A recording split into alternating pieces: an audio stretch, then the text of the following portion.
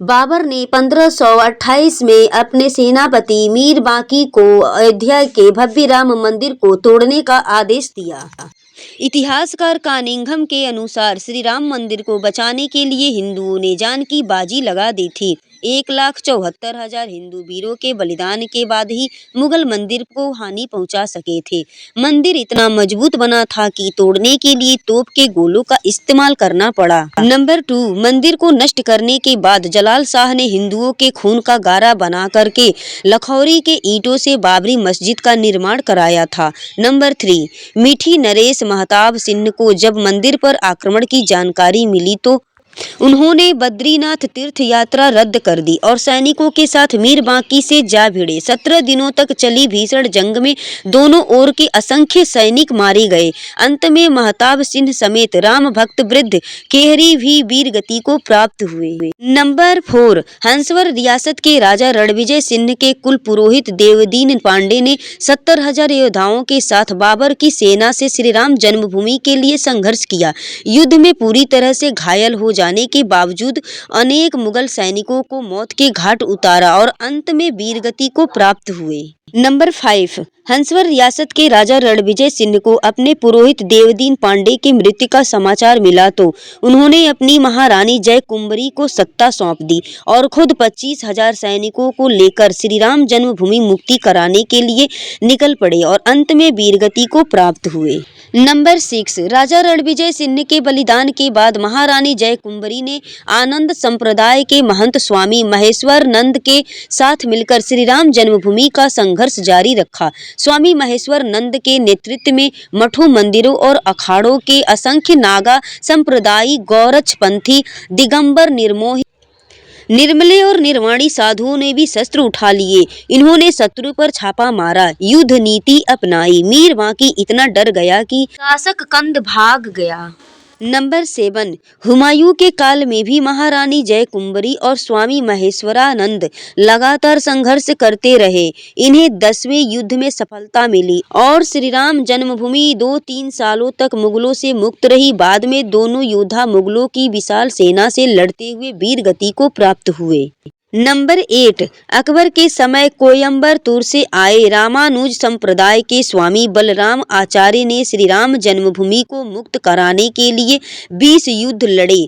बाद में बीरबल और टोडरमल की सलाह पर अकबर ने वहां एक छोटा मंदिर बनाने की अनुमति दे दी। शाहजहां के काल तक उस मंदिर में निर्विघ्न पूजा होती रही। 90 वर्ष निर्विघ्न पूजा होने के बाद औरंगजेब ने अपने सिपह सलार जांबाज खान को सेना समेत मंदिर नष्ट करने भेजा। अयोध्या के अहल्या घाट पर परशुराम मठ था। वहां बाबा वैष्णवदास रहते थे। उनके साथ चिमटाधारी साधुओं की एक विशाल शिष्य मंडली थी। उन्होंने चिमटों और त्रिशूलों के साथ मंदिर की रक्षा करी और जांबाज खान को उल्टे पांव खदेड़ा। नंबर 10, औरंगजेब ने दूसरी बार सैयद हसन अली को विशाल सेना के साथ मंदिर नष्ट करने भेजा। बाबा वैष्णवदास ने समय रहते गुरु गोविंद सिंह जी से संपर्क साधा। वे सेना समेत मंदिर की रक्षा के लिए अयोध्या पहुंच गए। उन्होंने साधु सेना के साथ मिलकर मुगल सेना को धूल चटा दी। हसन अली सआदतगंज के मोर्चे पर मारा गया।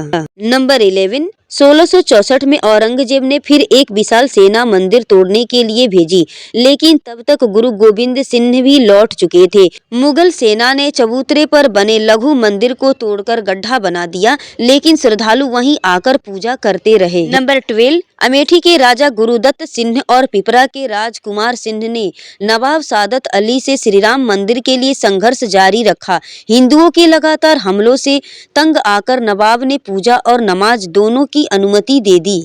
नंबर 13, आज़ादी से पहले एक अंग्रेज सिपाही अब्दुल बरकत ने फैजाबाद जिलाधीश के नायर के सामने बयान दिया कि 22-23 दिसंबर 1941 की रात करीब 2 बजे उसने मस्जिद के अंदर हल्की रोशनी देखी जो बाद में सुनहरी हो गई। इसके बाद घुंघराले बालों वाले 4-5 साल के एक सुंदर बालक को देखकर हैरान हो गया। थोड़ी देर बाद देखता है कि मुख्य द्वार का ताला टूटा हुआ है और मस्जिद में हिंदुओं की भीड़ एक सिंहासन पर मूर्ति रखकर पूजा कर रही है। नंबर 14 राम मंदिर आंदोलन के दौरान मुलायम सिंह यादव ने कहा था कि विवादित ढांचे पर परिंदा भी पर नहीं मार सकता। 30,000 से ज्यादा सुरक्षाकर्मी अयोध्या में तैनात कर दिए, लेकिन कोलकाता के कोठारी बंधुओं ने मुलायम सिंह के दावे की हवा निकाल दी। 23 साल के राजकुमार कोठारी और 20 साल के शरद कोठारी राम मंदिर के प्रति इतने समर्पित थे कि 200 किलोमीटर का रास्ता उन्होंने पैदल ही तय किया था, क्योंकि अयोध्या पहुंचने वाले सभी साधन रोक दिए गए थे। 30 अक्टूबर 1990 को विवादित ढांचे पर सबसे पहले चढ़ने वाला युवक शरद कोठारी था। फिर बड़ा भाई राजकुमार कोठारी भी ढांचे पर चढ़ गया और भगवा ध्वज लहरा दिया। नंबर 15 30 अक्टूबर 1990 को विवादित ढांचे से ही सीआरपीएफ के जवानों ने दोनों भाइयों को पीटकर खदेड़ दिया। सरकारी आंकड़ों में शहीद सेवकों की संख्या 5 बताई गई है, लेकिन मृतकों की संख्या कहीं इससे ज्यादा बताई गई है। नंबर 16 श्री राम मंदिर के पक्ष में सुप्रीम कोर्ट का फैसला आने के बाद अयोध्या व आसपास के 105 गांवों के सूर्यवंशी क्षत्रिय परिवारों ने 500 साल बाद सिर पर पगड़ी और पैरों में चमड़े के जूते पहनकर अपने प्रण को पूरा किया। दरअसल इनके पूर्वजों ने 16वीं सदी में मंदिर बचाने के लिए मुगलों से युद्ध लड़ा था, लेकिन वे युद्ध हार गए थे। बता दें कि ठाकुर गजसिंह के नेतृत्व में मुगलों की जंग हुई थी। इस जंग में ठाकुर गजसिंह हार गए थे।